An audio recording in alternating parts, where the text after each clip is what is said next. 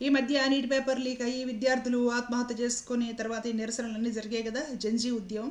ఇదంతా జరిగి విద్యాశాఖ మంత్రి గారిని తీసేసి కొత్త విద్యాశాఖ మంత్రి గారిని పెట్టి ఏదో మొత్తానికి ప్రభుత్వాలు ఓకే ఒప్పుకున్నారు, మీకు మేము న్యాయం చేస్తామనేసి.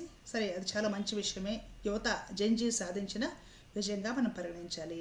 అయితే మన సినిమా హీరోయిన్ అలాగే ఇప్పుడు ఎంపీ కంగనా రనౌత్ గారికి విపరీతంగా కోపం వచ్చేసింది. కోపం వచ్చి వీళ్ళ నిరసనలంట వాంతులు తిప్పించేలా ఉన్నాయంట. వాళ్ళందరూ చాలా మురికి వాళ్ళంట. అసలు వీళ్ళు సరిగ్గా తల్లిదండ్రులకి పుట్టారా అని కూడా మాట్లాడుతుంది. అసలుకి వాళ్ళని చూసి, వాళ్ళు వేసుకునే బట్టలను చూసి, వాళ్ళ భాషను, వాళ్ళు మాట్లాడే తీరు వికారము వాంతొచ్చేలాగా ఉన్నాయి అనేసి అంటుంది.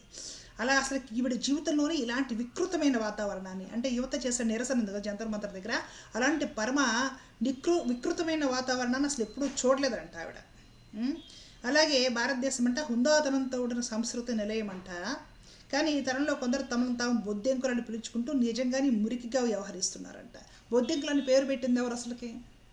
బొద్దెంకలని పేరు నామకరణం చేసింది ఎవరు? యువత జాబు లేక పని పడలేక తిని దొరికింది పరాణ జీవుల్లాగా సోషల్ మీడియాలు చూసుకుంటూ బతుకుతారు అనేసి యువతని బొద్దింకలతో పోల్చి తిట్టిన ప్రబుద్ధులు ఎవరు?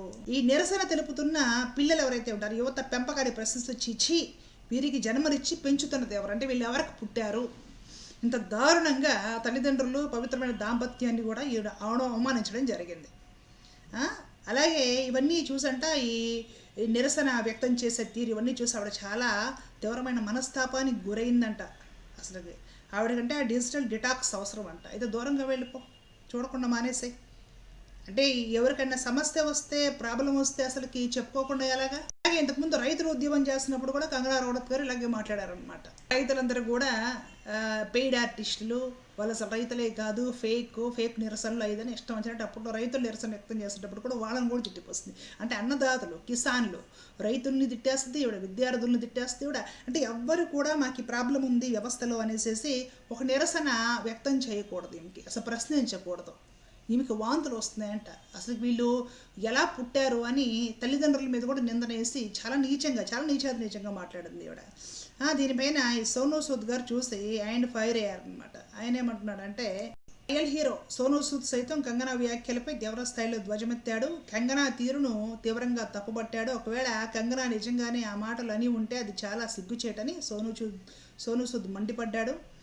నటులను, నాయకులను స్టార్లుగా నిలబెట్టేది యువతేనని, నోరు జారే ముందు 1-2 సార్లు ఆలోచించుకోవాలని హితవు పలికాడు. యువత మీ వెన్నంటి ఉన్నంత కాలమే మీరు ఎదుగుతారు. ప్రజలే దేవుళ్ళు కాబట్టి ప్రతి ఒక్కరిని కలుపుకొని పోవాలి. వారు లేకపోతే మనమెక్కడా? వృత్తి ఎలాంటిదైనా కూడా ప్రజలతోటే కలిసి ఉండాలి అని సోనూ సూద్ గట్టిగా కౌంటర్ ఇచ్చాడు. మంచి పని చేశారు. భారతీయ సంస్కృతి సాంప్రదాయాల గురించి కంగనా రనౌత్ గారు చెప్తున్నారు మనకి. ఈమె తీసిన సినిమాల్లో ఒకసారి భారతీయ సంస్కృతి సాంప్రదాయాలు విలువలు ఎలాగ పాటించిందో చూడండి. టవల్ చుట్టుకొని సినిమాలు చేసిందండి ఈవిడ. ఎన్నో సినిమాల్లో స్విమ్ సూట్లు, అసలు ఆవిడ వేసుకునే బట్టలు, ఆవిడ చేసిన పాత్రలు, టవల్లో చుట్టుకొని ఆవిడ చేసిన యాక్షన్లో రొమాంటిక్ సన్నివేశాలు అవన్నీ చూసారంటే హాలీవుడ్ కూడా దిగదుడిపోయి అనిపిస్తుంది అనమాట ఈవిడ చేసిన సినిమాల ముందు. ఈమె భారతీయ విలువలు సాంప్రదాయాల గురించి మాట్లాడేస్తుంది. ఈ యువత, ఈ జంజియే ఈ సినిమాలన్నీ చూసేసి వీళ్ళని హీరోలను చేసి వాళ్ళు కోట్లు సంపాదించి సెలబ్రిటీలు అయిపోయి కాలు మీద కాలు వేసుకొని పత్తరాలు తిన్నా తరగనంత సంపద సంపాదించుకునేలాగా చేసింది ఈ జంజీలు. ఈరోజు రోడ్డుకి నీ పిల్లలు ఉన్నారే, వీళ్ళే మీ సినిమాని చూసేసి మిమ్మల్ని స్టార్స్ని చేసేసింది. సోనూ సూద్ అడిగింది కరెక్ట్గానే అడిగారు.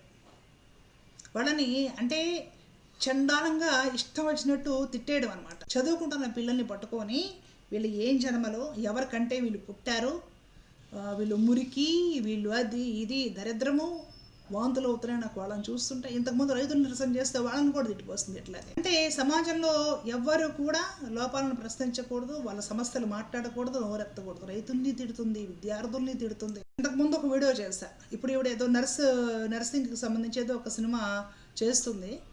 ఇప్పుడు ప్రస్తుతానికి నర్సులు వేసుకునే ఈ వైట్ గౌన్లు ఉంటాయి కదండి, అవంట బ్రిటిష్ వలసవాద భావజాలాన్ని గుర్తు చేస్తున్నాయంట. కాబట్టి అవి మారాలంట.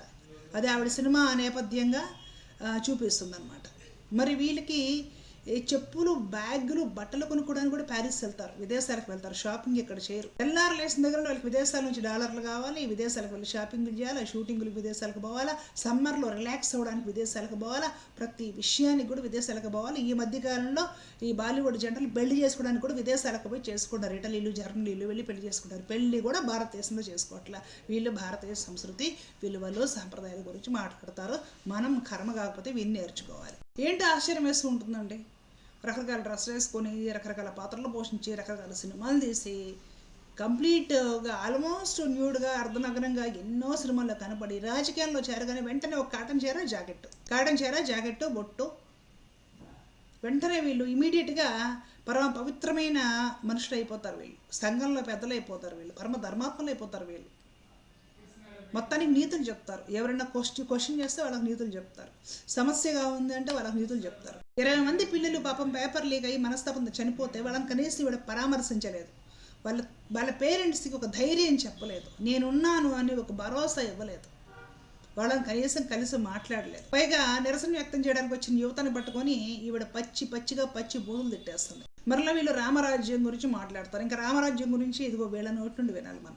రాముడు ఇలాగే చేస్తాడు, మేము ఎక్కడా చదవలేదు రామాయణంలో. ఇంకా చెప్పాలంటే జంజి యువత వాళ్ళు తప్పు చేసినా, వాళ్ళు స్పీడ్గా ఉండి వాళ్ళు పొరపాటు చేసినా, వాళ్ళ నోట్లో నుండి ఒకవేళ ఏదైనా రాకూడని మాటలు వచ్చినా కూడా అక్కడికి లక్షల మంది వస్తాయి. ఎవరు మాట్లాడారు ఇలాగా? మహా అయితే ఒక 10 మంది, ఒక 20 మంది, ఒక 50 మంది మాట్లాడి ఉంటారు. వాటిని హైలైట్ చేసి చూపిస్తున్నారే అంటే హైలైట్ చేసి జంజి మొత్తం రాంగ్, యువతరం మొత్తం రాంగ్ అనేసేసి వీళ్ళు ప్రచారం చేస్తున్నారు. అది ఎంతవరకు కరెక్టు?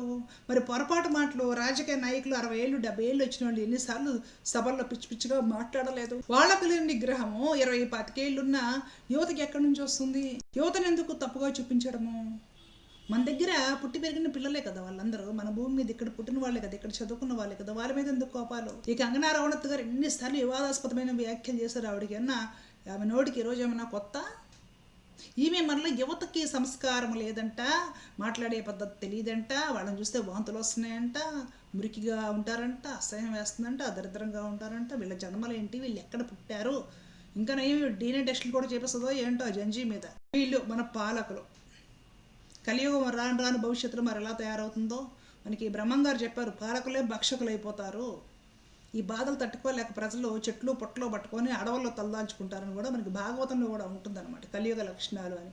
ఇక రాను భవిష్యత్తులో ఈ రాజకీయ నాయకుల చేతిలో ఈ దేశాన్ని ఇలాగే పెట్టేస్తే ఇంకెలాంటి పరిస్థితులు చూడాల్సి ఉంటుందో ఏమోనండి. దీని గురించి మీ అభిప్రాయం దయచేసి కామెంట్ సెక్షన్లో మీరేమనుకుంటారో చెప్పండి. జై హింద్.